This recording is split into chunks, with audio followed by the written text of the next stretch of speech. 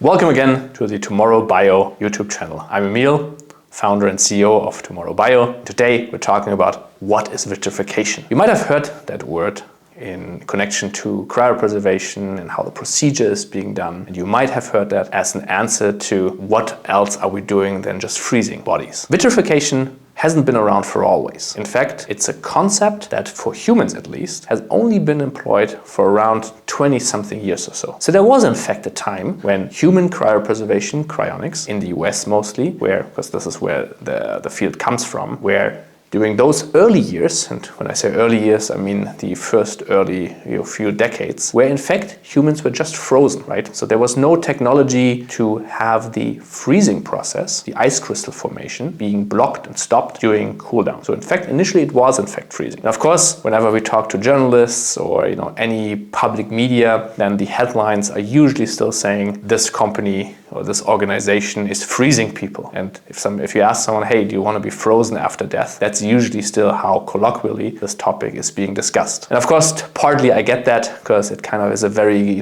simple image, freezing and then unfreezing in the future. And then the only thing I can always do is kind of, try to argue that in fact we do a lot to not freeze anything. In fact, a good amount of all the things we do is to have ice-free cryopreservation. Because ice crystals, as we discussed before, they're sharp, they have different types of factors that create damage in the tissue. So we want to do everything to avoid freezing. And you do avoid freezing by so-called vitrifying the tissue. So vitrification is a process of how you're able to cool down tissue to temperatures way below freezing point. In most cases in cryopreservation, somewhere between -140 and -196 degrees of Celsius. So normally, of course, you would get ice crystal formation if you cool down further than 0 degrees. Now with these cryoprotective agents, these are the solutions that allow us to cool down further than freezing temperature without ice crystals. And in fact, once you cool down low enough, to vitrify the tissue. So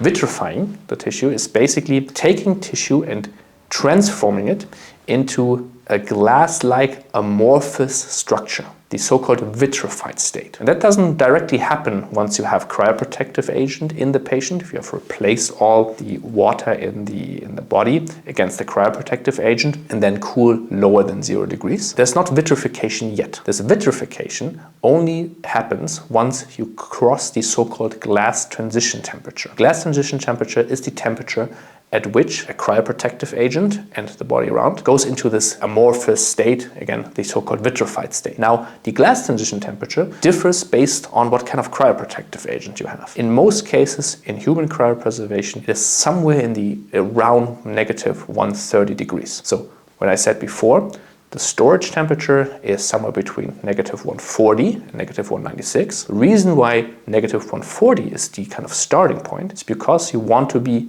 lower than the glass transition temperature. And since the cryoprotective agent have this glass transition temperature of, let's say, -130, you want to be at least a bit lower than that temperature to go into this vitrified state for long-term storage. Now at that stage, just like a glass, think of like a glass which is a very, very highly viscous fluid, right? So technically glass are fluids, at least to a degree, or in simple terms, but they're extremely viscous. So they flow very slowly. So that's exactly what you of course want in cryopreservation. You want to stop all biological processes, even molecules moving around.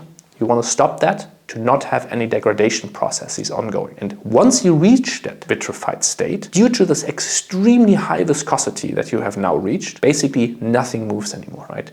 The metabolic activity of a human at body temperature is now equivalent to millions of years of the metabolic activity at vitrified state. Basically, you can maintain cryopreservations easily for thousands of years, if not, at least from a biological standpoint, from an organizational standpoint, thousands of years or tens of thousands of years might be significantly more difficult than from the fact that degradation processes at that temperature are virtually stopped. So nothing happens, even if it should take 1,000 years, or in fact much longer if need be, until the cryopreservation procedure can be reversed. So in short summary, vitrification is the process of bringing a human body, a tissue, from its normal, like liquid-ish state into a so-called vitrified liquefied state, which is this glass-like amorphous structure, where the viscosity is tremendously high, where all degradation processes are stopped. And that happens at the so-called glass transition temperature, and you have a phase change into a vitrified state. If you want to learn more about these kinds of topics, click the notification bell, subscribe to our channel, and if you want to learn more and discuss with us, then we're more than happy to talk to you in person as well. So reach out at any time. Just go to tomorrow.bio and schedule a consultation with us, or just reach out to have a talk.